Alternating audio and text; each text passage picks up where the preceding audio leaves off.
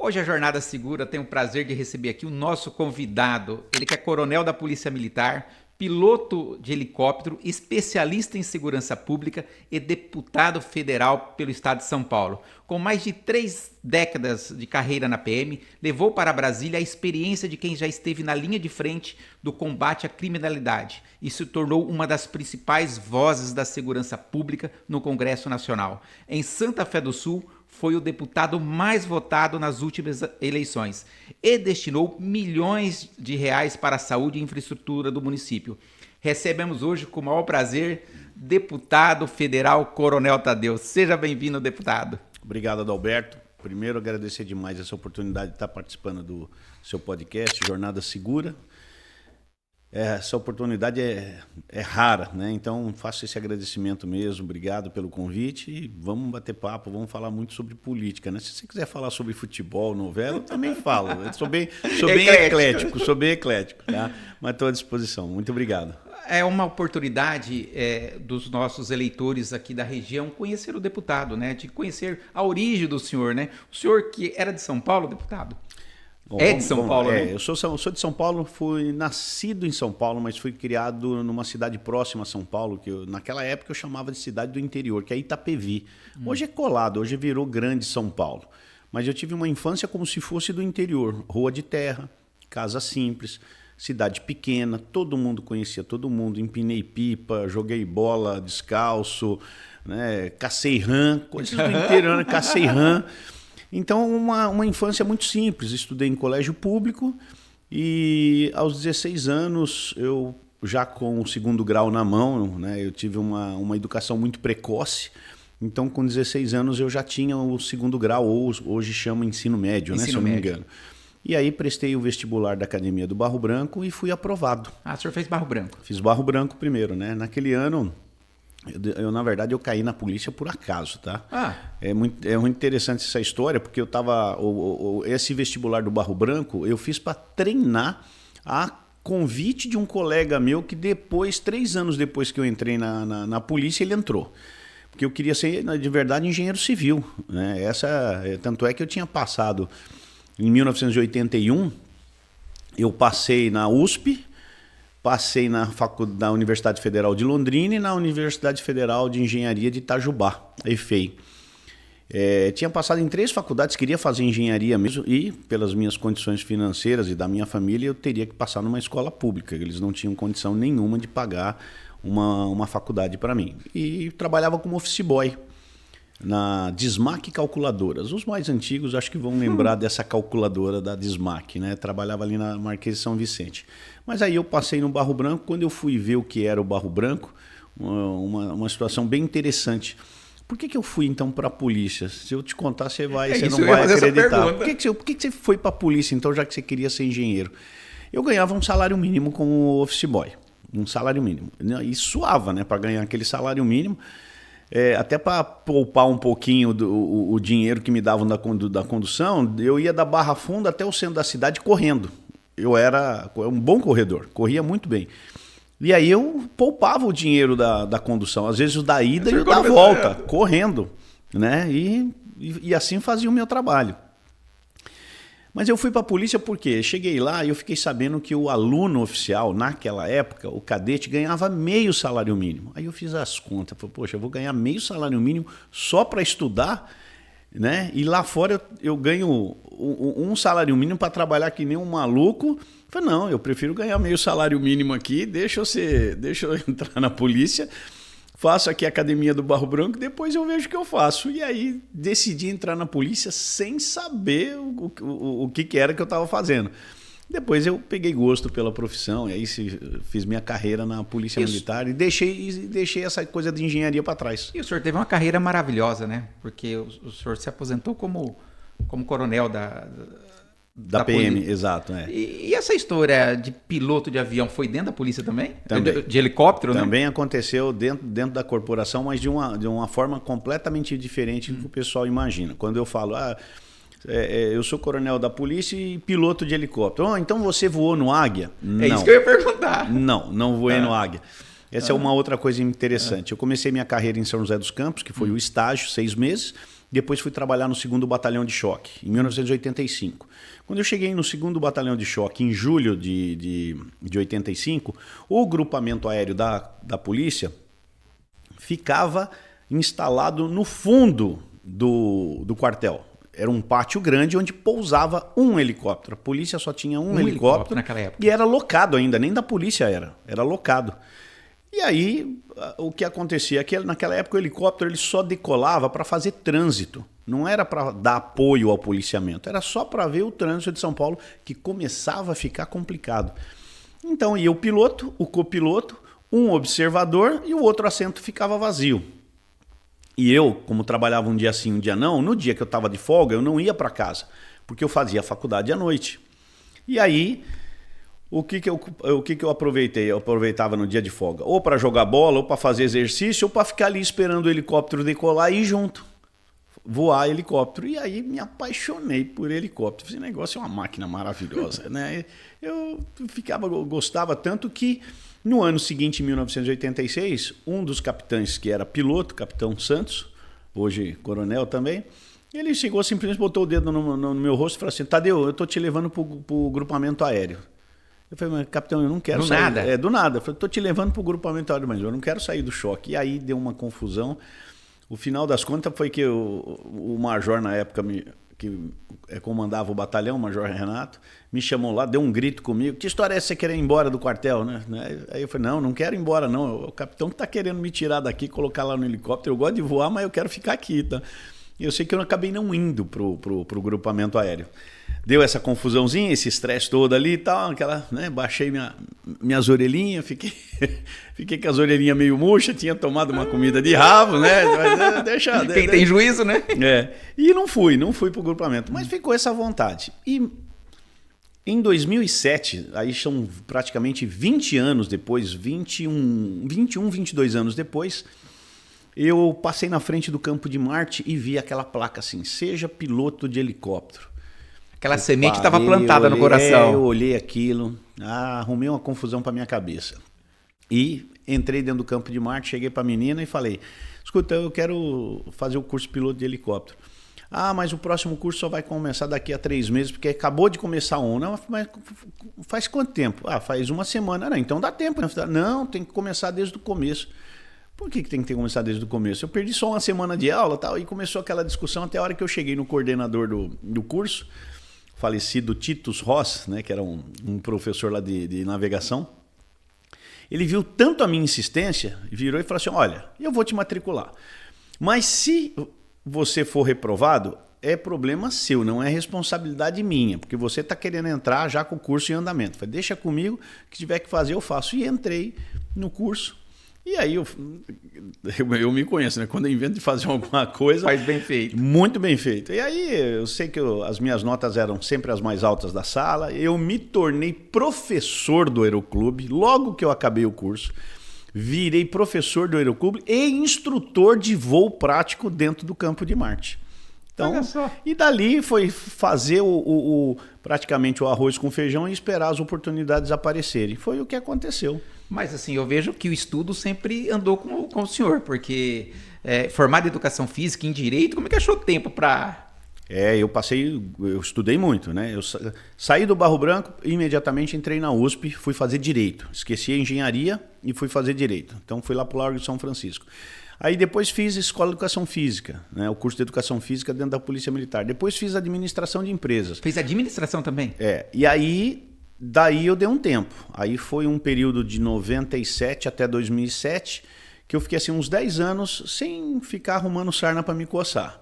Aí em 2007, novamente, arrumei o curso de piloto de helicóptero, né? E aí eu tinha que tirar uma carteira de instrumento. Aí eu dei um jeito de ir para os Estados Unidos, fui para os Estados Unidos, fui lá, tirei a carteira de instrumento dos Estados Unidos, depois convalidei a carteira aqui. É uma doideira toda, mas tirando esses 10 anos aí de 97 a 2007, a minha vida foi estudar, porque depois que você entra na aviação, você não para de estudar, né? E então foi assim até 2000, consegui chegar no topo da aviação de helicóptero, que é voar helicópteros grandes, né? Voei na Petrobras durante 7 anos antes de ser eleito deputado. Eu estava lá no Rio de Janeiro, inclusive, voando helicóptero, trabalhando. quando eu recebi o convite do falecido Major Olímpio para disputar a eleição. Major Olímpio. Exato. E que aí é uma outra história à parte, né? É a minha vida junto com a dele, né? Quando as nossas vidas se cruzaram, né? Eu e o Olímpio.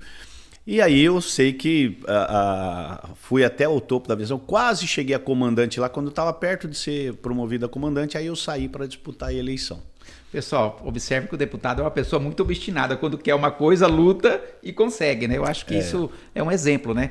Principalmente para os mais jovens. Eu, escutando a história do senhor, eu fiquei imaginando hoje que o jovem da escola pública, né? Se dedicar e ter condições de estudo, é possível chegar lá, porque o senhor é testemunha disso, né? Ah, claro. Quando quer, faz. Pode ter certeza absoluta. Quando não quer, arruma desculpa. É sempre assim. Então, sempre que eu botei algo na minha cabeça, eu falei assim, eu vou ser mesmo, não adianta, eu vou insistir e até a hora que eu conseguir, né? Sou bem persistente mesmo. Às vezes requer muita dedicação, muita persistência mesmo, muita vontade mesmo, algum sacrifício, tudo tem um sacrifício. E eu vejo que quantos jovens aí eu vejo que acabam alçando excelentes posições na vida profissional, né? Mas porque se dedica, né? Então eu admiro muito isso. Eu gosto. Quando você vê um jovem se dedicando, isso é possível em todas as profissões, inclusive na política, né? Quem entra para ser querer fazer diferente, num mundo que é tão difícil, que é a política, que já nós vamos entrar, porque agora eu quero saber como é que foi essa migração, né, da polícia, ali da segurança pública, atuando direto junto com a bandidagem ali, combatendo a bandidagem, para ir para política. Penso eu que foi naquela onda do Bolsonaro, o PSL, aí o senhor já falou que conheceu o Major Olímpio, que fizeram uma dobradinha, né? Como é que foi essa mudança? Eu sou o famoso 3P. Polícia, político e piloto. 3P. Mas vamos lá. A política, eu não comecei na política com esse convite do Olímpio, não. Eu acompanhei algumas coisas na vida e uma delas que me marca muito foram aqueles quebra-quebras em São Paulo, que eu assisti como office boy em 1981 e depois como aluno oficial em 1983, o Sindicato dos Bancários. Lembro muito bem do que era uma movimentação. O Sindicato dos Bancários simplesmente quebraram toda a Rua Direita, Rua São Bento, vitrine, saquearam, fizeram o diabo lá. Eu ficava olhando, falei, por que esses caras estão fazendo isso? Comecei a entender a história. Até então eu não sabia antes de entrar na polícia. E via que tinha sindicato por trás, já tinha o Partido dos Trabalhadores, não entendia muito de política. Muito bem. Em 1983 eu era aluno e vi novamente essa situação do quebra-quebra. E fui ver como aluno oficial e fui vendo a polícia de choque. Inclusive foi aí que eu peguei a admiração, inclusive, pelo batalhão de choque, de querer ir para o choque. Aquele quebra-quebra, aquele confronto com os manifestantes mesmo. Então, o senhor estava no fronte ali. Estava ali no meio, quase que apanhando da polícia. Bomba de gás, bomba de efeito moral, escudo, cacetete, o pau comendo. Quem estava na frente apanhava mesmo. Eu vi isso e depois acabei atuando também pelo 2º Batalhão de Choque em manifestações. Mas ali em 84 eu lembro que eu estava no comício das diretas já, em janeiro de 84 e depois em abril de 84. A gente estava vivendo aquele momento de transição do governo militar, né? Jamais eu falo ditadura, jamais eu falo. Né? Eu conheço muito bem essa história e eu sei que não foi nada disso de ditadura militar. O senhor viveu isso? Foi um governo militar que nós tivemos e tinha um porquê aquele governo. Né? Inclusive meu pai fala que foi a época de mais desenvolvimento que o Brasil teve com o governo militar. Sim, pode ser que tenha sido mesmo. Essas pessoas... meu pai, que tem 76 anos, ele tem na memória que o governo militar foi um excelente governo. Tinha ordem, tinha... botou a casa em ordem. Foi isso que eles fizeram. Colocou a casa em ordem, cada coisa no seu lugar. Então eu conheço muito bem a história de 64, o que aconteceu, que não foi nem no dia 31 de março, foi exatamente no dia 3 de abril que aconteceu. Nós tivemos realmente a vacância de poder, né? O João Goulart foi embora do Brasil, né? Ele tinha assumido no lugar do Jânio Quadros, que tinha desistido, né? Renunciou um mandato. Ele foi embora para o Uruguai. Ele queria implantar o comunismo aqui, né? Aliás, quando ele recebeu a notícia da renúncia do Jânio Quadros, onde ele estava? Estava exatamente na China conversando com o Partido Comunista Chinês. Veio, assumiu como presidente e aí certa vez ele simplesmente, consultando os generais do exército daquela época, ele viu que ele não tinha apoio para fazer o que ele queria. Então quem queria colocar o comunismo no Brasil era exatamente João Goulart. E os generais aconselharam ele: não, vai embora, né? Pode abdicar do cargo, vai embora, que aqui não vai acontecer. Nós tivemos uma manifestação popular muito forte na época, né? A Marcha pela Família, né? Que tomou as ruas principalmente do Rio de Janeiro, né? Já existia a capital Brasília, mas o Rio ainda era o centro, não era São Paulo, o Rio era o centro. E ali eu comecei a conhecer a história. Na escola falaram muito pouco sobre isso, mas na academia, quando eu entrei, aí contaram a história. Eu tinha uma matéria chamada Guerra Revolucionária. E ali, então, o capitão Profício, que foi comandante-geral, ele começou a contar o que era 64, e a partir daí eu comecei a ler, estudar, querer entender dia a dia tudo o que estava acontecendo. E aí passei a gostar da política. Passei a gostar da política como aluno. E quando eu saí, quando eu me formei em 84, eu vi aquelas cenas de 81, de 83, a direta já, e depois de 85 a transição. Acompanhei todo aquele processo do Tancredo Neves, que não conseguiu assumir, veio o Sarney, e aí começou a bagunça, né? Ali começou a bagunça, né? A gente começou a ver. Eu comecei a ver que a Polícia Militar não tinha nenhum representante na Assembleia Legislativa. E aí eu falei, deixa eu começar a brigar pela minha instituição. E chegou 86, a eleição de 86. E eu passei a ser, assim, literalmente um militante da Polícia Militar. Naquela época, o capitão Roberval Conte Lopes, ele, por algum motivo, ele tinha saído da rota. Até hoje, eu tive com o Conte esses dias, esqueci até de perguntar qual é o real motivo que você foi tirado da rota e foi parar lá na Zona Leste, né? Mas o Conte resolveu se candidatar e eu gostava ali do Conte, e eu comecei a fazer os santinhos para ele. Eu rodava o santinho no mimeógrafo. Opa! Eu rodava o santinho no mimeógrafo. Gente, é o mimeógrafo. Ninguém sabe o que é isso. Dá uma pesquisa no Google aí. O que é um mimeógrafo a álcool? A álcool, isso que eu ia falar. Isso, mimeógrafo a álcool. Aí vocês vão entender o que é. É uma impressora, gente. Mimeógrafo é uma impressora. Só que é uma impressora que a gente rodava na mão. Tinha uma manivela. Nós estamos falando da nossa idade aqui, viu? Tinha uma manivela que a gente rodava na mão. Colocava uma matriz, que era um papel carbonado. Sim. E esse papel carbonado soltava a tinta. E o que você colocava nesse papel carbonado passava na folha sulfite, que você alimentava. Que nem você alimenta uma impressora, você alimenta o papel sulfite. E o que você queria saía lá na frente. Então, vinha da direita para a esquerda e aqui, filho. Depois, as impressoras 3D começou a ir no mimeógrafo. É evolução. É interessante, né? E aí cortava os santinhos, né? O quadriculado e tal, ia para a porta do metrô entregar o número do capitão Conte Lopes, 11138. Nossa. Né? E aí, então, eu passei a atuar na política. E de 86 para cá, eu participei de todas as campanhas políticas. Todas. Concorrendo ou não? Não, sempre ajudando. Sempre ajudando. 86, 88, 90, 92, 94, 96, 98, 2000, 2002, 2004, 6, 8, 10, 12, 14, 16, 18. Chegamos em 18. O Olímpio me chama. Eu só pulei aqui uma parte que em 2000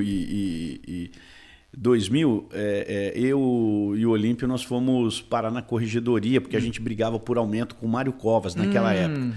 E aí nós fomos ficar 3 dias na corregedoria lá, e naquela história da corregedoria, eu cheguei para o Olímpio e falei assim, escuta, Olímpio, você precisa vir candidato. Essa luta nossa aqui não vai dar para a gente travar ela dentro da corporação, não vai ficar legal para nós, né? Então você precisa vir candidato. E aí consegui colocar o Olímpio na campanha de 2002 como candidato. E a partir de 2002 passei a ajudar só o Olímpio. Né? Nós perdemos 2 eleições, 2002 e 2004, mas aí ele foi eleito estadual em 2006 e 2010, em 2014 foi eleito federal e em 2018 ele foi eleito senador. Uma perda precoce, né? Muito. O Olímpio era um cara diferenciado, um irmão que eu ganhei, que a divindade me deu, né? É um baita cara, né? A gente tem desde 1982 nós fomos sempre muito amigos. Então falar do Olímpio é falar de um irmão que a vida me deu, né? E aí, então chegamos em 2018, onde eu topei o desafio de ser candidato. Aí fui eleito a primeira vez com 98 mil votos. Pelo PSL. Pelo PSL. Que naquela onda Bolsonaro, que veio muitas pessoas oriundas da polícia, né? Muitas. É uma coisa que me marcou, assim, que me marcou no sentido assim, quando a gente estuda. O senhor foi eleito em 2018 pelo Bolsonaro. E a gente, quando o Bolsonaro entrou, depois já teve a pandemia, enfim. Mas a base eleitoral do senhor, eu vou voltar meu raciocínio aqui para depois voltar lá na frente. Mas a base do senhor, o senhor teve muito voto ali naquela região de São Paulo, né? Sim. Na primeira eleição. Primeira eleição, fiz 25 mil votos na capital, 25 mil votos na Grande São Paulo, toda a região 11, DDD 11, foram 50 mil votos. E aí eu tive 49 mil votos no interior. Eu fui votado, o número vai estar um pouquinho errado, mas eu acho que eu fui votado em 632 municípios na primeira eleição, de Nossa, 645. Então 13 municípios só que eu zerei. Eu lembro de alguns, Embaúba, Brejo Alegre, de cabeça assim, eu lembro, né? Porque se identificaram com a pauta que o senhor segue. E é importante para o eleitor saber qual que é a pauta, segurança pública. E eu usei a rede social o tempo inteiro, né? Então, só voltando um pouco no tempo, eu aposentei em 2012, né? Cumpri os 30 anos na polícia, e de 2012 eu fui voar para a Petrobras. Quando eu aposentei, imediatamente eu entrei na Petrobras.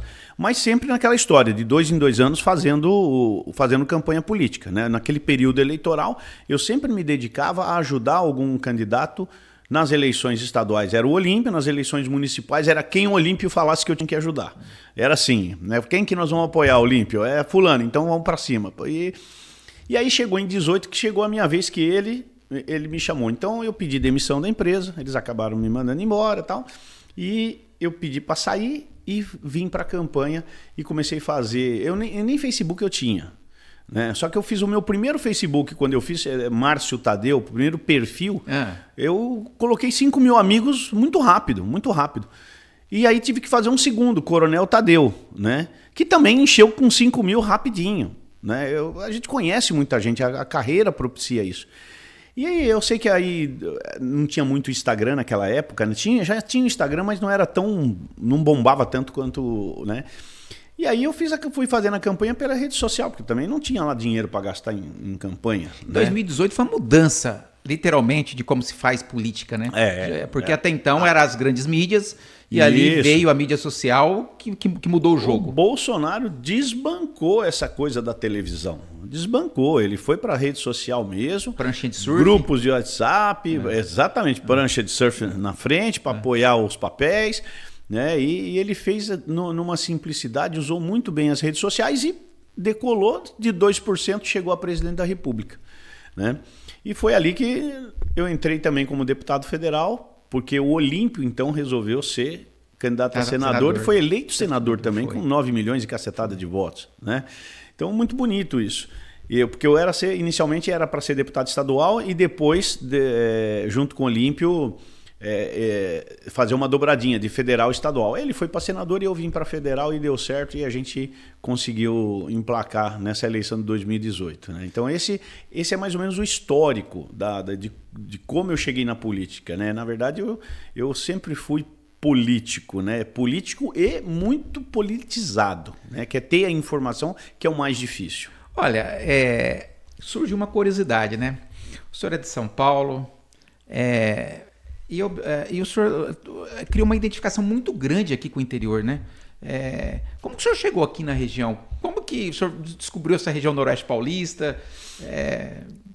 Quem que trouxe o senhor? Como é que foi essa experiência de sair de São Paulo, vir achar aqui e aqui o senhor se deu tão bem?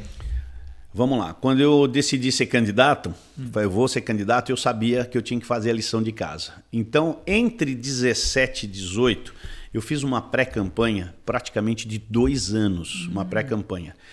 Então eu rodei 426 municípios sozinho, dirigindo sozinho e entrando de cidade em cidade. Falei, no mínimo... Com a cara e a coragem? Com a cara e a coragem. Falei, no mínimo eu vou encontrar 2 policiais militares.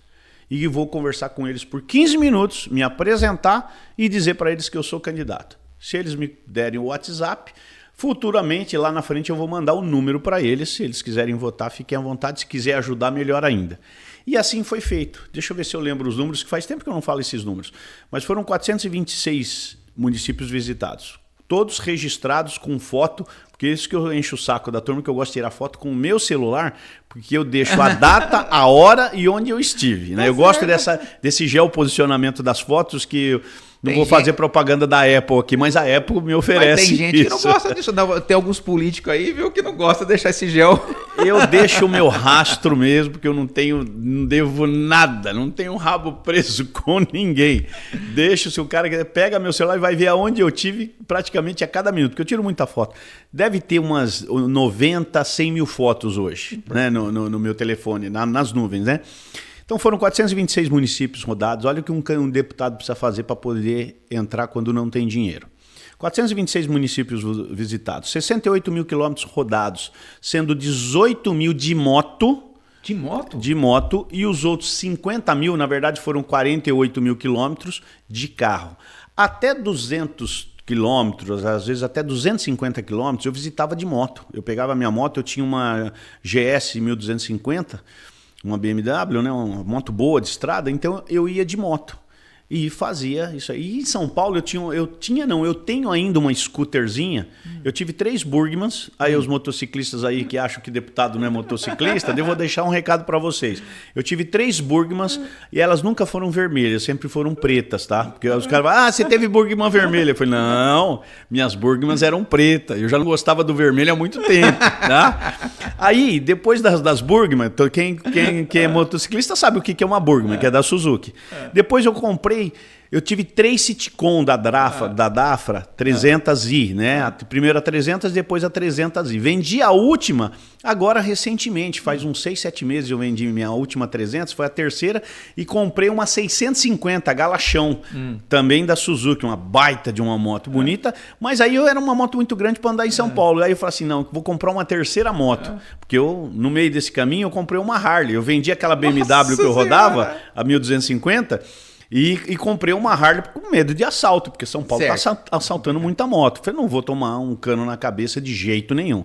Aí eu comprei uma Harley, uma ultra bonitona, tal, não tem televisão, tem rádio, escuto música, tal, aquele negócio todo, uma baita de um conforto. Parece que eu estou sentado nessa cadeira aqui, parece que eu estou na minha moto aqui, essa cadeira que eu estou aqui agora. E aí, para não ficar sem a moto pequenininha, acabei de comprar uma X-Max da Yamaha, né, novinha, comprei com 2.300 km, já está com 3.800. Que dentro de São Paulo, bicho, eu preciso de velocidade, eu preciso ganhar tempo, não posso perder tempo no trânsito. Então eu faço 5, 6 compromissos fácil dentro de São Paulo. Não sou motociclista raiz, participo de motoclubes, né? Gosto desses eventos de motoclube. Perdi o de Urânia agora, que foi dia 13 de junho, o Urânia Motofest. Era para ter vindo de moto lá de São Paulo. Perdi aqui, me desculpa lá o Fazão, me desculpa o Meschiari. O Meschiari é um policial que é o provedor da Santa Casa, né? E o Fazão desculpa, Fazão não, Fázio, que é o prefeito, né? Que entrou no lugar do Ivan. Né? Então me desculpa aí, que eu era para ter vindo de moto. Eu falei, não, eu vou chegar aí de moto, vocês vão ver. Mas aí não deu, a agenda não teve jeito. Eu estava no litoral norte de moto, né, fazendo campanha lá. E aí, então, olha os números então, 68 mil quilômetros, sendo 48 mil de carro e quase 20 mil de moto. E consegui captar nessas viagens todas, o WhatsApp, o número do WhatsApp, cerca de 25 a 30 mil contatos. Nossa! Eu gastava, assim, praticamente por semana, 2.000 cartões, porque eu deixava o meu cartão. Olha, esse é o meu telefone, Coronel Tadeu, meu WhatsApp. Foi da moda antiga, aí visitar, pegar na mão da pessoa. Cidade, olhar olho no olho, tomar um café, às vezes bom, às vezes ruim. Às vezes a água estava quente, não estava gelada, né? Mas faz parte da campanha. Né? Mas foi assim, olhando olho no olho, conheci muita gente. Tenho muitos amigos no interior, muitos policiais aposentados, eu ia visitá-los, né? Lembro até hoje do Cotrim de Barretos, que eu cheguei na casa dele lá, ele doente na cama, mas visitei ele, a família e tal, faleceu, infelizmente ele faleceu. Faleceu de Covid, inclusive, não na doença dele, mas estava tão debilitado que ele acabou pegando Covid e faleceu. Sargento Sérgio, que trabalhou comigo no Choque, que morava em Presidente Prudente, consegui vê-lo vivo também, faleceu depois, estava com diabetes altíssima, né? Faleceu, infelizmente.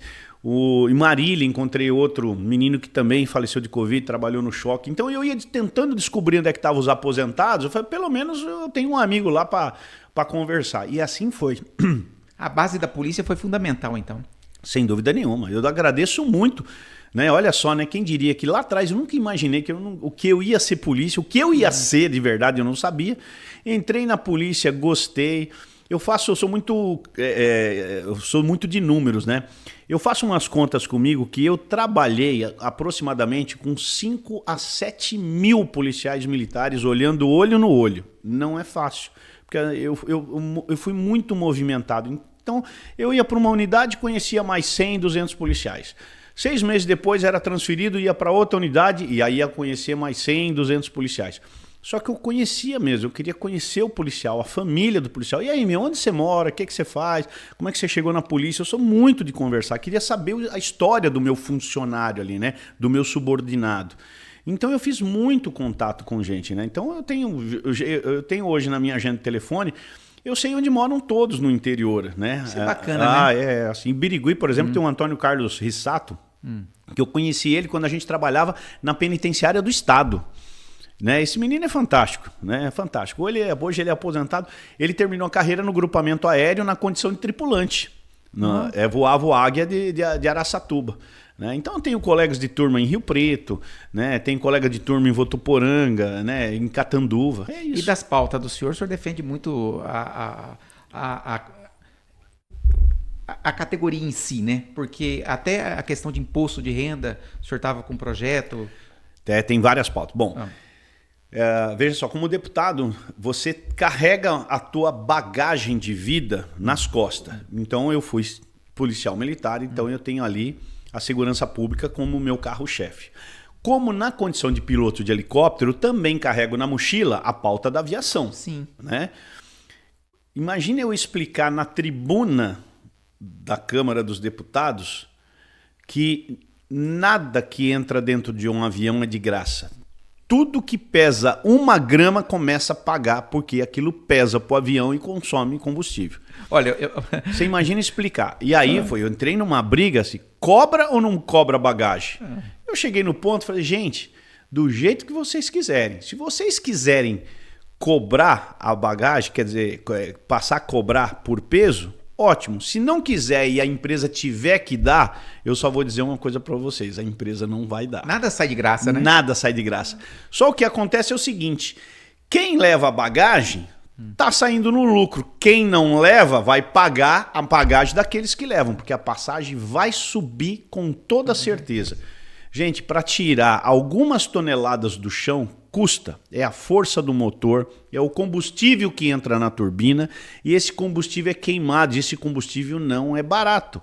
Né? Quando você abastece o avião, abastece um helicóptero, você vai pagar a fatura do combustível. Essa fatura ela está dentro do preço da passagem. Pode escolher. Agora, só colaborando com isso, eu vi uma matéria que as canetinhas, as famosas canetinhas, se dá um emagrecimento médio de 2 kg nos passageiros, a economia, eu vi da Azul, é economia de 3 milhões por mês de combustível. Por mês? Por mês. É peso? É peso. Eu nunca tinha parado para pensar, gente que é leigo, que o peso influencia tanto no consumo. É que você nunca voou, nunca foi funcionário da Petrobras, porque na Petrobras nós somos obrigados a pesar passageiro por passageiro e a bagagem deles, que é delicada essa questão de peso por helicóptero. O avião, ele vai mais ou menos no padrão. Eles colocam aproximadamente de 90 a 100 quilos por pessoa na média, então ninguém sobe na balança. Mas a bagagem é pesada. A bagagem, então existe ela esse pesa estudo. ali. Tanto que é 23 quilos ali, né? Exatamente. Não pode passar dos 23 quilos, então eles sabem disso e aí o passageiro ele calcula uma média e faz aquela distribuição, caso a aeronave não esteja lotada, tem que fazer aquela distribuição por questão de balanceamento da aeronave. Botar muito peso na frente, o nariz do avião vai. Botar muito peso atrás, a cauda cede e o nariz sobe. Então, esse equilíbrio é feito, por isso que às vezes aquela pessoa... eu quero um assento mais na frente. Não, minha senhora, não dá. A senhora vai ter que sentar lá no fundo. Tudo tem um porquê na aviação. Tudo tem um porquê, né? Mas assim... E aí eu carreguei a pauta da aviação e aí eu tava falando, né? E a gente precisa ser eclético. Então eu tenho projetos na área de educação, como por exemplo o projeto de educação financeira para os jovens, no ensino médio. Isso eu acho importantíssimo. Precisa ter. Não tem jeito. Hoje o jovem quer saber de gastar e nada de poupar. Precisa entender. Tenho projetos... na área de saúde, que é o caso da hemodiálise, que eu fiz um projeto que já foi aprovado por unanimidade na Câmara dos Deputados, que permite todo paciente crônico renal fazer a hemodiálise onde ele quiser, desde que ele avise, porque tem que ter disponibilidade de máquina, né? Desde Muito que ele importante avisa. Senão o cara fica. Ele vira um preso. Sim. Né? Ele não pode sair da cidade porque ele tem que fazer a hemodiálise dia sim, dia não naquela máquina. Tenho projetos na área de aviação, tenho projetos na área de trânsito. Por exemplo, hoje você vê, hoje nós temos 40 pontos na CNH, né? Certo. Você lembra que eram 20. 20. Né? Esse projeto é meu. É do senhor? Sim. Eu fiz o projeto para 50. Mas aí o presidente Bolsonaro mandou uma medida provisória, né, colocando 40. Aí eu ainda tentei brigar, não, 40 não, 50, vamos para 50. Mas aí não teve jeito, ficou 40 e o meu projeto foi aprovado. Isso é importante porque nas grandes cidades tem os motoristas de aplicativo, tem a questão, às vezes, da pessoa estar no local perigoso ali, ele não poder, às vezes, ter que cruzar um semáforo ali numa situação. Tudo isso vai contabilizando ponto. Sem dúvida. E às vezes pune uma pessoa boa, não... 3 multas em São Paulo, né? 7 vezes 3, 21. 3 multas graves em São Paulo de 7 pontos, você já está com a carteira suspensa. Se tomar alguma multa no período de suspensão, você já tem a carteira cassada. Rapaz, quem é que consegue andar em São Paulo cheio de radar aquele negócio? O povo está trabalhando, a cabeça está 1000 por hora, está querendo vender, precisa chegar numa reunião, aquele estresse todo. Você acha que o cara vai ficar prestando atenção em radar? E às vezes, e lá é traiçoeiro o negócio. O radar de 50, se você passar a 61, que é uma diferença muito minúscula, é superior a 20%, falta grave. E 60 por hora? E quando você está a 40? Que se você passar a 49, que é 50, você também tomou uma multa acima de 20%. Tem radar lá de 40 por hora. Então, eu fico imaginando, porque eu ando com a cabeça 1000 por hora, pilotando minha moto. Né? É que hoje eu já decorei onde estão todos os radares, né? Eu tive que decorar porque a multa vinha. Opa, aqui tem um radar. Vinha outra mão, eu decorei todos os radares porque eu tomei multa pra caramba. Não tem jeito. Então hoje eu sei onde estão os radares, então a cabeça ela dá o aviso. Dá um aviso. A elite na frente tem um radar. Aí eu tiro a velocidade da moto e sigo. Mas se não, você toma multa pra caramba. Eu tenho uma curiosidade. O senhor falou que o senhor foi votado em 635 municípios aproximadamente na primeira eleição. Nessa primeira eleição, aqui em 2018, em Santa Fé do Sul especificamente, o senhor teve 49 votos. O que levou o senhor a sair de 49 votos em 2018 para ser o candidato mais votado em 2022? Você é cristão? Sou cristão. Você acredita no anjo da guarda? Eu acredito. Eu encontrei um anjo da guarda aqui em Santa Fé do Sul. O nome dele é Murilo Base. Não tem como falar outra coisa do Murilo, né? O Murilo é um anjo da guarda. Esse menino é uma joia. E eu encontrei algumas joias na vida. Algumas joias mesmo. Tem uma outra joia rara que está aqui com a gente, sentado ali no sofá quietinho, que é o Ismael Soares de Andeara. Isso é uma joia, um anjo da guarda na minha vida. Tô te falando, não é brincadeira não. O Murilo é espetacular. O Murilo trabalhava na rádio, e aí eu vim aqui uma vez com o Olímpio, né? Fazer uma visita aqui na cidade, e conheci o Murilo, que trabalhava na Rádio Santa Fé, se eu não me engano, era na Rádio Santa Fé. Conheci ele, gostei dele. E aí, quando eu ganhei a eleição, eu precisava de alguém aqui na região, né?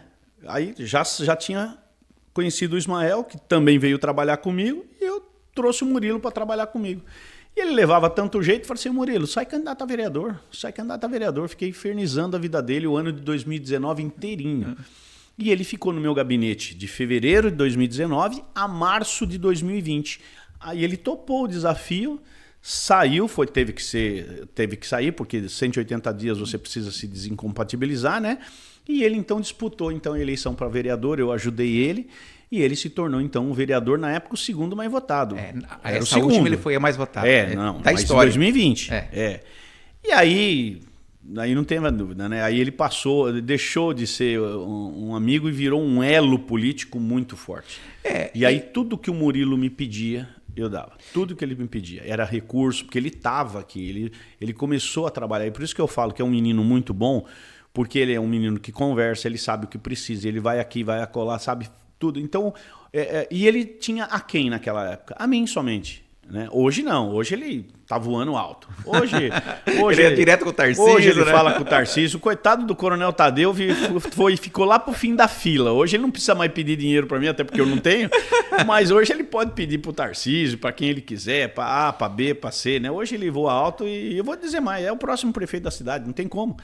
Não tem como ele não ser o próximo prefeito da cidade. Ele é. E vai contar com todo o meu apoio, seja lá onde eu estiver, se eu estiver como deputado federal, sem sombra de dúvida.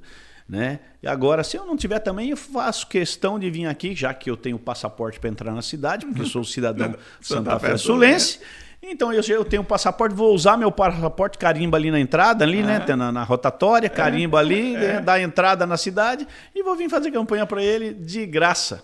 Mas é importante, não só esse apoio do Murilo, ele foi, pelo que o senhor está falando, muito benéfico para Santa Fé, porque eu estive agora esses dias com o senhor José Biscassi, que ele é o provedor da Santa Casa. Santa Casa, isso. E a gente estava comentando ali, ele falando de tudo que foi feito, né, dos investimentos, ele citou o nome do senhor. Que se hoje Santa Fé do Sul tem um moderno centro cirúrgico, ele deve-se a um investimento de uma verba que o senhor destinou na época de 1,2 milhão para Santa Fé. Então é importante, eu acho, que as pessoas saberem disso, né? Porque eu também não sabia disso. E eu devo isso ao Dr. Luiz Cruz, que é médico aqui da cidade, né? O Dr. Luiz Cruz. Foi fazendo uma visita para a Santa Casa que eu conheci o Dr. Luiz Cruz.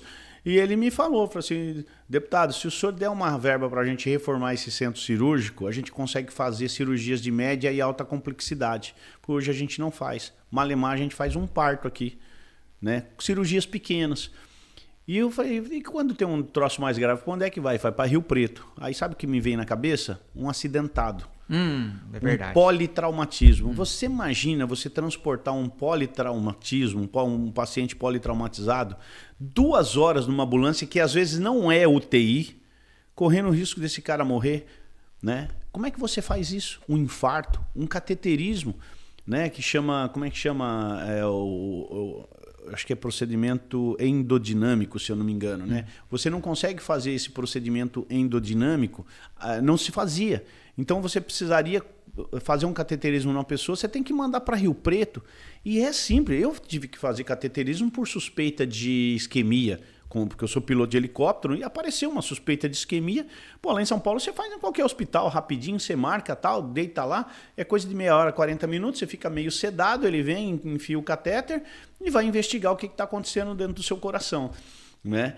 Aqui não fazia, então hoje já pode ser feito. Então olha quanta coisa... que esse centro cirúrgico, quanto benefício isso trouxe? Porque ele não beneficia só Santa Fé do Sul. Aqui tem uns 8, 10 municípios aqui em volta. Santa Clara, Santa Rita, Rubinéia, Três Fronteiras, que mais? Santana. Santana. Tem vários municípios aqui, Aspásia. Nova Canaã. Nova Canaã. Então são esses municípios que são beneficiados. Toda essa gente que não precisa ir mais para... São José do Rio Preto, né? Pegar esses 200 quilômetros daqui até lá para fazer um procedimento, ainda correndo o risco de pegar uma fila grande. Não, então, isso me chamou a atenção, porque o Sozek é uma pessoa muito séria, hoje a Santa Casa é muito bem tocada por ele, recebe muito recurso em virtude do trabalho que ele vem fazendo, e ele também falou assim, olha, Adalberto, o coronel também destinou uma verba para o Covid na época. Acho que foi de R$100 mil, eu posso estar errando aqui. Eu não lembro. É no valor, mas quem recebe nunca esquece, né? Então, verdade. Eu acho que a gratidão do Sozé representando a Santa Casa, que está representando os munícipes, isso é muito importante reconhecer no senhor.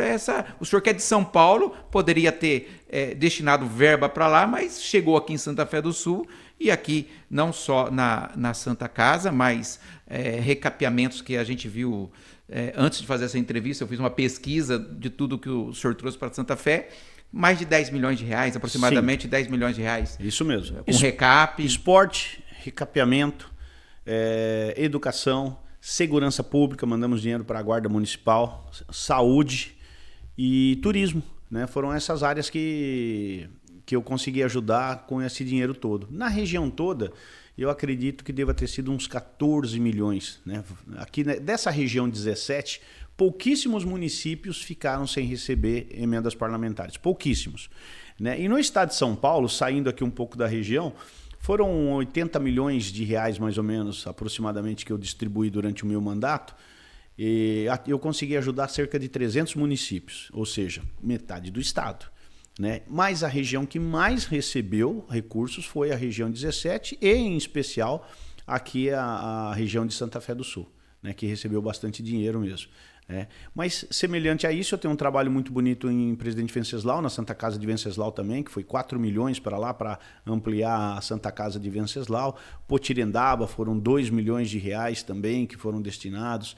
Arialva teve uma boa quantidade de recursos. Então, tem alguns lugares pontuais onde eu consegui me aproximar mais das pessoas, né? Acabei conseguindo ajudar Palmeira do Oeste, aqui do lado, também recebeu recursos. Então é uma coisa boa, é aquele dinheiro que eu sempre falo, viu, Adalberto? Não é meu, não. Não é meu, esse dinheiro não é meu, esse dinheiro é do povo, eu estou devolvendo para o povo. Né? Eu sempre gosto de falar isso. O sujeito, quando vai no supermercado, ele compra lá uma dúzia de banana, paga lá R$20, por exemplo, 40% é imposto. Né? Não tem jeito, né? Então, dos R$20 lá, 8 é imposto que vai para o governo. Esse dinheiro vai onde? Vai para Brasília. E esse dinheiro tem que voltar, e uma parte desse dinheiro volta pelas nossas mãos. O senhor hoje, o senhor se elegeu pelo PSL primeiro, em 2018. Depois foi para o PL, mas agora o senhor mudou de partido. Isso. Isso representa que o senhor ainda é de direita ou não é? Como que esse eleitor do senhor, que vota no senhor pelas pautas do senhor, vê essa mudança?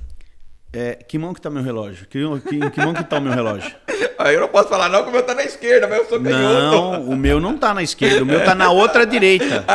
Eu tenho duas direitas, essa direita e essa outra direita, na outra direita, né?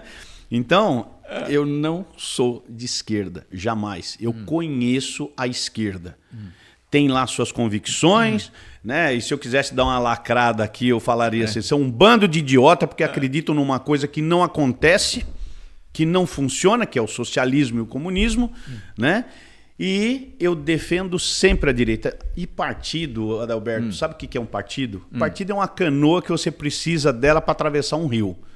Partido praticamente é tudo igual, com exceção de alguns assim que tem algumas ideologias mais fortes. Infelizmente, nós não temos um partido de direita. Nós não temos, esquece. Nenhum partido é de direita ainda. Nós vamos ter? Vamos. Nós começamos a direita agora, em 2017. Nós somos muito jovens ainda para dizer que nós temos um partido de direita. Mas será que tem direita? Sabe quem que... Aí eu falo, não, mas a direita briga demais da conta, ué? Mas o PL não é um partido de direita? Ué, o que está fazendo? O que fazia então o Yuri do Paredão? Pesquisa quem é Yuri do Paredão. Ele foi eleito pelo PL. Ele foi eleito pelo PL. Antônio Carlos Rodrigues, deputado de São Paulo. Ele é de direita? Não, ele é centro. Ele é centrão. Né? Não tem jeito. Então, de direita mesmo, são pouquíssimos. Então, nós vamos ter deputados de direita espalhados em vários partidos. Em vários partidos. Porque eu respeito as convicções de todo mundo. Né? Hoje o senhor está no PRD. PRD. Aí o que eu fiz esse ano, né, por uma questão estratégica... Eleitoral. Né, eleitoral. O PL, eu já sei que é um partido difícil para eu entrar nessa eleição. Quem sabe na outra possa ser que seja mais fácil. Mas nessa está muito difícil. O senhor mudou de partido, mas não de valores. Não, os valores continuam os mesmos. Continuo usando meu verde e amarelo o tempo inteiro aqui, está aqui no meu braço, que não é o meu braço esquerdo, é o meu outro direito, meu outro braço direito, né? E continuo carregando os mesmos valores, né? Deus, pátria, família e liberdade, né? Principalmente a liberdade, que hoje em dia está muito difícil. Então eu não vou abandonar isso. Isso já vem da minha formação. E não é da minha formação militar, é da minha formação familiar. Do que os meus pais, meus avós me ensinaram, que eu simplesmente só reforcei quando eu entrei na corporação, quando eu me tornei um militar. Respeito, né? Disciplina, dedicação. Né? Esses valores a gente aprende dentro de casa. Né? O militar só reforça isso porque ele trabalha muito mais isso. E também como político, depois de ver tanta corrupção, tanta sujeira, tanta nojeira, tanta impunidade nesse país, me faz ter energia para lutar contra isso, que é exatamente o que eu faço hoje na política. Deixa eu fazer uma pergunta para o senhor. Agora, o senhor vai para a reeleição. Sim. Pelo PRD. Pretendo disputar. O que o pessoal da região pode esperar do senhor se o senhor for reeleito? Olha, me fizeram essa pergunta esse dia de uma forma diferente. Perguntaram assim, por que é que o senhor quer voltar a ser deputado federal? Porque como deputado federal, eu consegui transformar a vida de muitas pessoas. Ajudei muito. Tem duas profissões que eu admiro muito na vida, que são profissões que se dedicam a cuidar do ser humano. É médico e policial. Eu não fui médico, mas eu fui policial. Tem alguma outra profissão? Né? O médico que eu digo, não estou querendo nem separar, nós temos as enfermeiras, temos os técnicos, né? Temos os auxiliares de enfermagem que estão ali junto nesse grupo da área médica. Só que tem um detalhe, né? O médico cuida de um ser humano, ele jura cuidar de um ser humano. Ele abre, ele fecha, ele costura, ele vai para lá, vai para cá, é a mão dele que está ali. Mas ele nunca jurou morrer pela vida daquela pessoa que está na maca com ele. Nunca ele jurou isso. O policial militar faz tudo que um médico faz de uma outra forma, ajuda nas piores situações, é incêndio, é fogo, é tiro, é assassinato, é isso e aquilo, mas ele jura morrer se preciso for. Então, eu acabei sendo um policial militar. Olha a vocação que eu escolhi. E eu vi que como político eu posso ajudar muito mais do que como um ser humano. Um ser humano qualquer ou um policial. Como político você consegue, você tem a caneta, você tem dinheiro. A caneta, você produzindo leis boas, vai mudar a vida das pessoas. O dinheiro, essas emendas. Quantas emendas eu entreguei na APAI?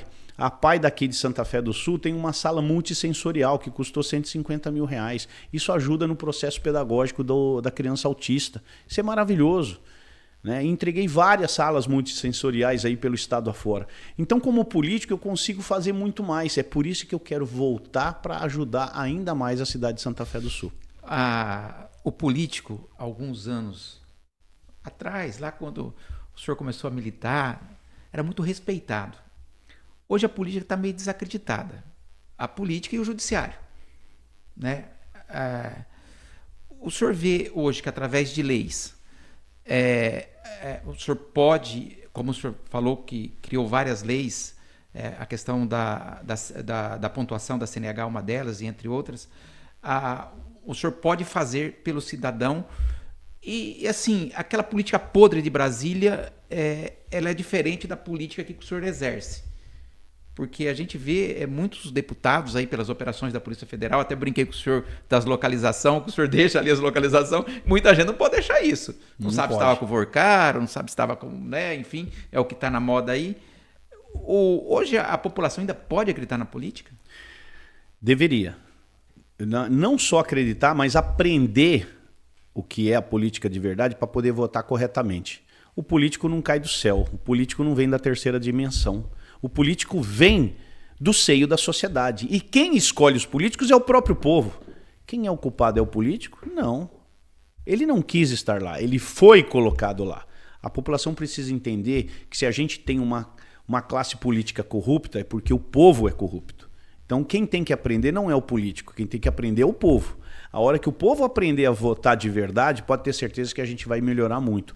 Eu falo particularmente, eu não ponho a mão no fogo por mais de 30 deputados lá dentro da Câmara, onde eu vivi por muito tempo. De 513 vai ser agora 529. 30. Eu não ponho a minha mão no fogo por mais de 30.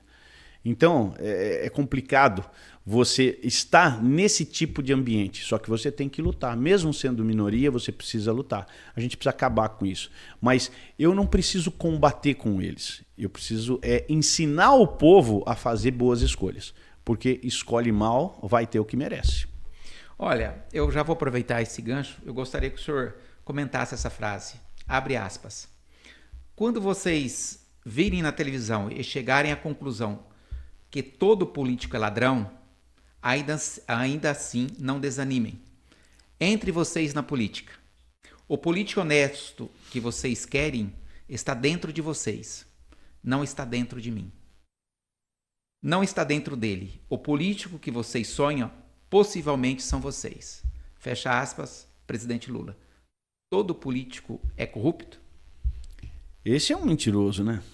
Esse tem que falar que é um mentiroso. Mas eu vou comentar essa frase que você acabou de ler, dando um exemplo. O rio Tietê nasce na cidade de Biritiba Mirim. Limpo, água limpa. Você toma banho, bebe, quanto você quiser daquela água, ela é limpa. Ele caminha por alguns quilômetros, chega em São Paulo, ele já está morto, sem vida nenhuma, sem oxigênio, não há vida dentro daquela água. Ele passa por São Paulo, quando ele passa a cidade de Salto, ali aproximadamente uns 60, 70 quilômetros ali para frente, ele já volta a ter vida novamente. Ele limpou. E aí ele segue, em determinados pontos do ano, ele segue limpo até cair aqui no Paraná, aqui perto. Atrás de nós aqui praticamente, aqui, né? Que está aqui para baixo, né? Aqui para o sul, mais ao sul, mas ele cai no Paraná. O que aconteceu com o rio para ele limpar? A mesma coisa é a política. Então eu vou trocar esse exemplo agora e vou colocar um copo de água transparente aqui, um copão de água, com a água do rio Tietê. Como é que eu limpo essa água? Eu vou jogando água limpa, Vai filtrando. Até a hora que essa água vai se reciclar inteirinha e ela vai ficar 100% limpa, sem nenhum resquício daquela água do rio Tietê. Assim é a política. Eu preciso ir reciclando a política, colocando gente boa. Então um recado que eu dou para todo mundo que é correto, honesto, que quer entrar na política, que acha que a política é um mundo de bandido. Primeiro, não é um mundo de bandido. É um mundo onde, nesse momento, há muitos bandidos. Mas se as pessoas boas entrarem na política, os ruins irão sair com toda certeza. Então é isso que a gente precisa fazer. Então quando eu encontro uma frase dessa, ou uma pessoa que está com receio de entrar na política, eu falo exatamente isso. Venha para a política, nós estamos precisando de gente como você. Se você vai se eleger ou não, é outro problema. É uma questão de construção de trabalho, de estratégia de trabalho. Mas que a gente precisa de gente boa para fazer essa reciclagem, a gente precisa. Porque as mudanças que ocorrem é pela política, né? Não tem jeito. Não tem jeito. Olha, até dentro de casa, né? Você não faz política com a sua esposa, com os seus filhos. Mas assim, eu não posso deixar o senhor passar pela Jornada Segura. E aqui eu vou falar do patrocinador oficial, que é a Noroeste Corretora de Seguros, a Noroeste Seguros. Você aí que está pensando em fazer o seguro, entre em contato conosco aqui ou aqui. Vai estar o nosso telefone aqui, o WhatsApp. Seguro para automóvel, caminhões, animais, helicópteros. Isso enfim, mesmo. Tudo que precisar de seguro, a Noroeste está aqui para garantir as suas conquistas. Mas assim, eu quero voltar aqui, eu não posso deixar o senhor passar aqui sem falar do verde e amarelo, sem falar desse movimento, das eleições que está por vir aí, presidenciáveis. A gente vê a direita, a esquerda jogando parado, né? A direita é uma brigaiada que ninguém... certos atos na direita é muito condenado, e a gente, quando olha pelo lado da esquerda, e aqui eu vou citar, e aqui eu não quero fazer juízo de valor de ninguém de quem eu vou citar, eu vi que inclusive levou à queda das pesquisas, o Flávio Bolsonaro, que foi divulgado um áudio dele, foi vazado um áudio no sentido que ele estava pedindo patrocínio para uma empresa, para um banco que é do Vorcaro, né, que está envolvido nessa confusão toda. Patrocínio é diferente de propina, né? Patrocínio bem diferente. Diferente. Mas a direita não perdoou. Eu não estou fazendo aqui juízo de valor moral, né? Estou falando da coisa legal. Legal, patrocínio é patrocínio. Se é moralmente aceito, eu não sei, né? Mas esse mesmo episódio foi para o lado da esquerda. Pegou lá o Jacques Wagner, né? Representante do governo no Senado Federal, e uma declaração mais assim contundente que eu vi foi da Gleice Hoffmann, que disse, olha, se for culpado, ele vai ter que responder. Mas o presidente o presidente Lula não condenou o Jacques, conversou com ele, enfim, ele saiu agora da liderança do Senado, né, do governo, mas assim, a coisa ficou ali. E da esquerda mataram o Flávio. A direita é muito barulhenta, né? Será que essa direita ela realmente quer eleger um presidente? Há um comportamento bem diferente entre a direita e a esquerda. A esquerda se protege, eles são corporativistas. Se for do nosso meio, vai ser protegido. A direita não aprendeu a fazer isso ainda. Até porque todo mundo é precipitado e nesse mundo de internet, nesse mundo cibernético, as pessoas querem ganhar likes do que ganhar respeito. E é assim que eu vejo a direita. A direita está aprendendo. Uma hora ela vai aprender que tem que jogar junto, tem que jogar unido, tem que estar dentro de uma caixa. Agora, conhece aquela história da formiga, né? Você põe formigas vermelhas e formigas pretas dentro de uma garrafa PET. Vai lá e chacoalha. Se você não fizer nada, elas vão conviver ali tranquilamente umas com as outras. Mas se você chacoalhar, elas vão começar a se matar. Eu só preciso descobrir quem é que está chacoalhando a garrafa nesse momento. Porque essas pessoas fazem isso, ficam provocando esses atritos entre a gente que não tem sentido. Não tem sentido você ficar criticando A, B ou C por isso ou por aquilo. Procura saber a história e procura ser sensato. Boca fechada não entra mosca. Isso a direita precisa aprender e não aprenderam ainda. Nós adoramos a falar de nós mesmos. A gente se autoflagela, a gente se mata sozinho. Né? E não é assim, a política não foi feita, nós temos um adversário. Essa depuração não é para ser feita nesse momento, né? Porque as coisas aparecem, nada fica mais invisível, né? Em algum momento aparece, mas nós temos um adversário a combater nesse momento, ideológica e politicamente falando. Nós temos um adversário. Ou a gente entra nessa luta, né? Entra dentro da trincheira e começa a lutar, começa a combater, ou nós vamos perder o país. E não vai demorar muito. Né? O país não está bem, a saúde financeira do país não está bem, né? A intenção do PT é quebrar o país para tentar colocar o comunismo aqui dentro. Aí sim nós vamos nos arrepender desses atos infantis que às vezes a gente acontece. Então, sem citar nomes, né? Até por questão de ética, eu não faço isso mesmo, sem citar nomes, mas a direita inteira precisa aprender a ficar um pouco mais de boca fechada e começar a pegar nas armas e atirar para o lado que precisa atirar. Porque a gente vê que a esquerda joga parada. A esquerda... Só espera a gente se matar aqui sozinho. Só fica de camarote. Dizem, né, muitos analistas dizem que a eleição passada se perdeu num detalhe. Sim. Né? Atribuem aqueles atos, e aqui também não estou fazendo juízo de valor, estou dizendo o que se comenta, né? Da Carla Zambelli, que o pseudo-jornalista perseguiu ela e teve aquele corre-corre. Então, o voto, 1% para lá, 1% para cá, ele faz a diferença numa eleição. Então, qualquer erro, né, que a direita possa provocar, ele está contribuindo para, né, numa eleição tão polarizada, para perder a eleição, né? Sim, se você lembra muito bem dessa eleição de 2022, uma semana antes da eleição, o Roberto Jefferson protagonizou aquela cena ridícula, né, de atirar contra um policial que foi lá fazer uma busca na casa dele, né, foi lá buscá-lo. E isso já pesou. E aí tivemos a infelicidade de ver a Carla naquele momento. Eu tenho certeza absoluta que ela se arrepende do ato. Ela falou isso já, né? né? E aquilo ali realmente também, não digo que foi determinante para a derrota. É uma somatória, que não, né? mas são várias coisas que aconteceram ao longo do tempo, não só durante a campanha, mas fora da campanha também, né, que fizeram com que o eleitor ficasse meio com aquele nojo estético do Bolsonaro e não votasse nele e nem na direita que ele representa. Eu falo nojo estético porque ele fala palavrão, ele é machista, ele é isso, é aquilo. Gente, eu quero um cara sério, honesto, correto para governar o meu país. Eu não quero saber se ele torce para o Flamengo, para o Vasco, para o Corinthians ou para o Palmeiras. Eu quero que ele governe o país. Então, isso custa caro para a gente, está custando muito caro, né? E hoje eu vejo muita gente se arrependendo de não ter ido para a urna e votado no 22, no presidente Jair Bolsonaro, porque está vendo o que está acontecendo. Mas esses erros parecem que estão se repetindo, né? É o que eu falo, faz parte do aprendizado. Eu caí de bicicleta algumas vezes antes de aprender a andar de forma correta. Então nós vamos, na direita vai acontecer, nós vamos cair ainda várias vezes, como se estivéssemos aprendendo. São novos, né? O senhor falou que a direita é nova. A direita é nova, está aprendendo mesmo, acho que está da infância para a adolescência, acho, né?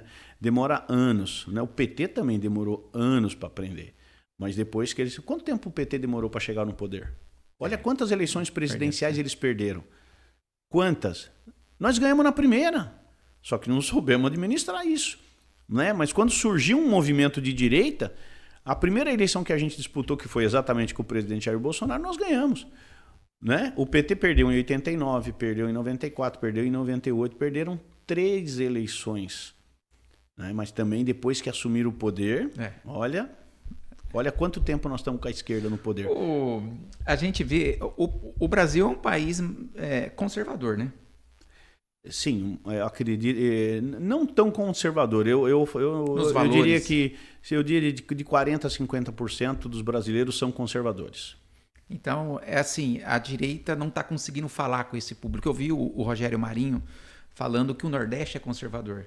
Nos valores, é a favor da vida, né, contra o aborto, a pauta da direita. Mas a direita não consegue falar com esse eleitor de forma majoritária, né?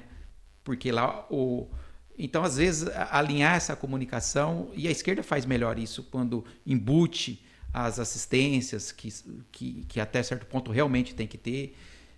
Então, a direita, às vezes, tem que aprender a falar que esses valores chegam mais no coração das pessoas, né? Bom, vamos separar uma coisa aí, essa questão do conservadorismo, né, que ele está presente em todas as regiões do Brasil. Mas a gente não pode esquecer do aspecto econômico, do que o Brasil é economicamente. Qual é o desenho que o Brasil tem economicamente falando? O Sul é uma realidade, o Nordeste é outra completamente diferente, e o Norte é completamente diferente do Sudeste. Então nós temos muitas desigualdades. E aí é onde não é a questão do conservadorismo que pesa ou que não pesa. É a questão da necessidade. O PT é muito mais esperto. Ele vai lá e entrega uma migalha. E o sujeito fica contente com essa migalha, né? A gente lembra da história da galinha, né? Que ela foi depenada, né?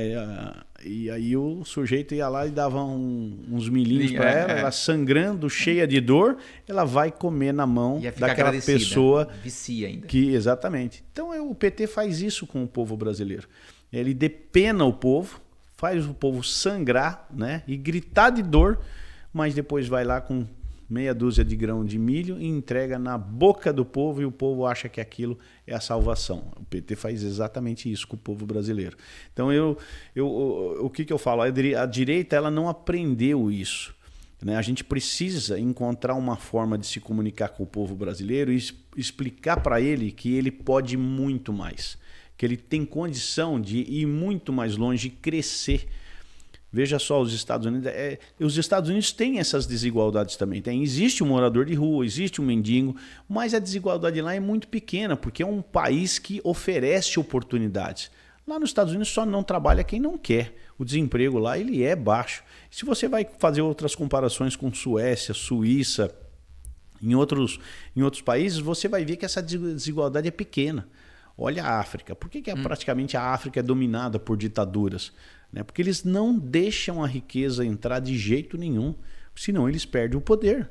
O próprio Lula já falou isso. O sujeito começa a ganhar 3, 4, 5 mil reais, já não quer votar na gente. Claro que não quer.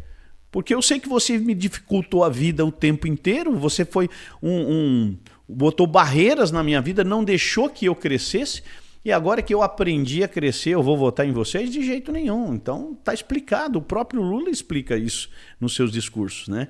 Então é isso que acontece, isso não tem nada a ver com o fato de ser conservador ou não ser conservador, porque às vezes a pessoa pode ser rica, né? Pode ser pobre, pode ser conservadora ou não conservadora. Tem rico que adora uma maconha, tem rico que adora uma cocaína, né? E tem pobre muito simples, que vive muito simples, que odeia droga.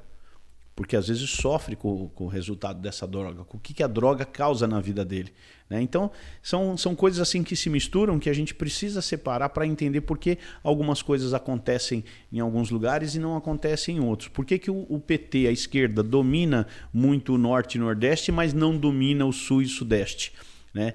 E isso é interessante a gente explicar para o povo brasileiro. É importante, né? Eu acho que essa importância das pessoas saber como que é esse jogo, né? Porque na verdade, né? Mas assim, para a gente não deixar dúvidas aqui, vamos montar uma chapa aqui, ué. Vamos montar uma chapa. Presidente. Flávio Bolsonaro. Governador. Tarcísio. Nós não falamos não deu tempo de falar do Tarcísio, né? Mas o Tarcísio... Tá com a eleição ganha ou muito bem encaminhada. Não existe o já ganhou. Muito bem encaminhada. Se nada acontecer, se não houver nenhum fato novo daqui para frente, né, o Tarcísio ele está reeleito, não digo que no primeiro turno, não acredito, porque o PT é muito forte para provocar um segundo turno aqui em São Paulo, né? Então, para mim, ele ganha no segundo turno, mas está com a eleição muito bem encaminhada. E senador? Senadores.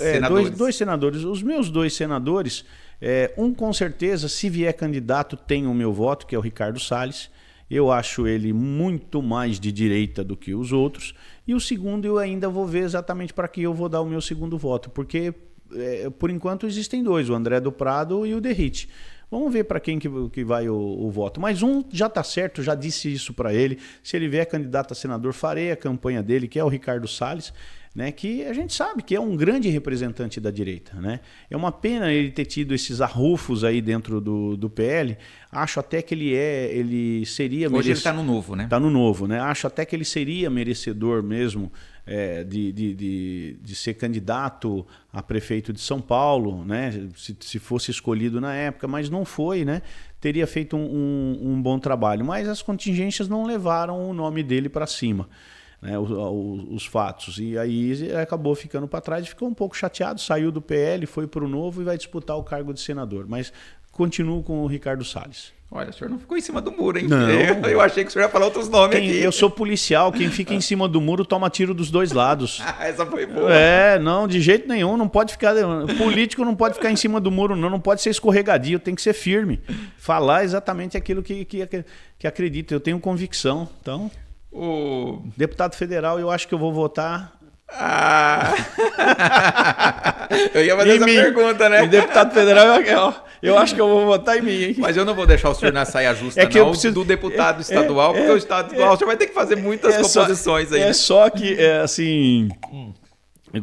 Mas fala, é que eu preciso passar por uma etapa ainda, que é a convenção do partido, por isso que eu sou pré-candidato, né? Vai que dá alguma atrapalhada aí, eu não consiga ser pré-candidato, não consigo virar candidato, mas se der tudo certo, aí sim. Por enquanto eu falo, eu acho que eu vou votar em mim. Após a convenção, aí eu vou ter certeza, eu vou votar em mim. Realmente, aqui tem que ter as convenções, o senhor é pré-candidato, enfim. E deputado estadual, eu vou deixar o senhor livre, porque eu não vou colocar o senhor nessa saia justa aí, não, porque vai ter que fazer muitas parcerias aí, né? Mas hoje tem bons candidatos, né? Bons candidatos. Eu só vou poder votar em um, mas vou fazer campanha para vários. Sim. Né? Para vários, né?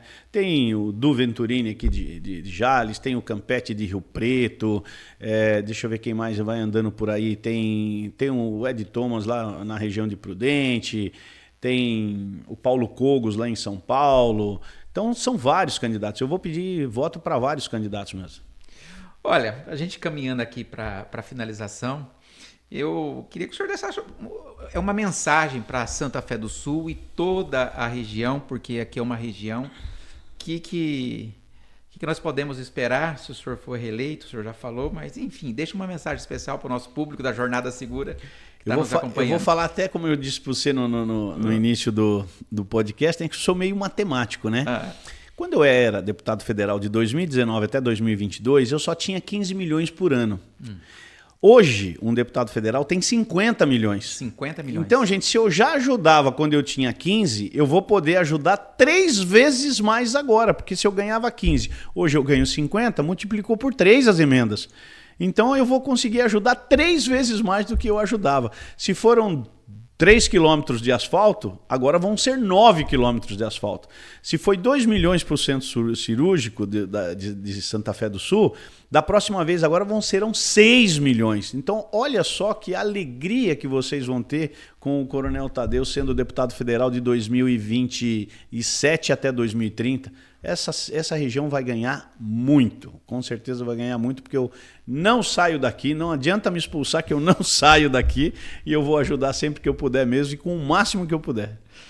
Coronel, eu quero agradecer em nome do nosso público da Jornada Segura a disponibilidade do senhor estar aqui, batendo esse papo gostoso, falando de política, falando dos pensamentos, dos planos e da conscientização política das pessoas, porque através desses podcasts a gente leva informação e as pessoas vão formando a opinião e principalmente para o pessoal da região conhecer o senhor e o trabalho do senhor, né? O trabalho do senhor já está registrado aqui na cidade, mas é uma grande oportunidade das pessoas estar sabendo nas pautas que o senhor pensa e principalmente que o senhor mantém fiel aos valores do senhor, Deus, pátria, família e liberdade, que Flávio Bolsonaro, o senhor vai ser Flávio Bolsonaro e não vai fazer igual outros deputados, né?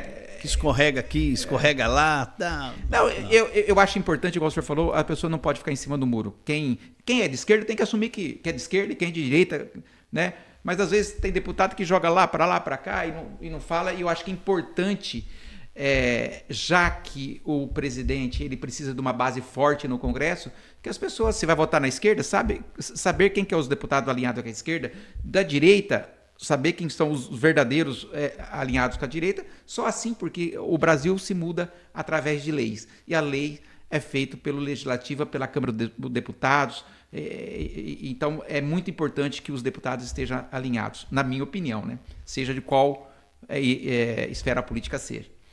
Perfeito. Então, deixa eu falar aqui primeiro para os Santa Fé Sulenses, né? Primeiro, agradecer muito todo o carinho que vocês me dão quando eu venho aqui na região. É muito legal. A recepção é maravilhosa. Então, eu quero continuar a ser deputado federal mesmo. Conto com vocês, porque sozinho eu não chego, eu preciso da ajuda de todos vocês. E eu sei que muitos de vocês que estão me ouvindo agora votaram na Carla, no Eduardo, no Ricardo Salles e no Derrite. Em quem que vocês vão votar agora? Né? Então, esse é um ponto muito importante. Vocês escolherem um candidato de direita. E eu estou, a partir do dia 16 de agosto, me apresentando como uma opção para todos vocês. Né? Por enquanto, eu sou apenas um pré-candidato, que tenho apenas a vontade, mas é uma vontade que vai passar ainda por um escrutínio dentro do partido e depois, então, eu vou poder ser candidato e divulgar o número se tudo der certo. Mas eu quero que vocês pensem nisso, é muito importante e eu quero realmente continuar ajudando essa região. Essa região ela é muito bonita, né, mas não é tão rica quanto deveria ser. Então ela tem as suas necessidades, principalmente na saúde e na infraestrutura. Se eu puder estar lá, pode ter certeza que vocês terão um representante de vocês dentro da Câmara dos Deputados de verdade, um representante político dessa região de verdade, um cara que carrega no coração o Noroeste Paulista. Pessoal, e vocês que nos acompanham, quero agradecer pela audiência. Não esqueça de seguir a Jornada Segura, clicar, se inscrever no nosso canal, porque é muito importante, só assim a gente vai estar trazendo convidados aqui que façam a diferença. Mais uma vez, muito obrigado, Coronel. Boa sorte nas eleições e até a próxima, se Deus quiser.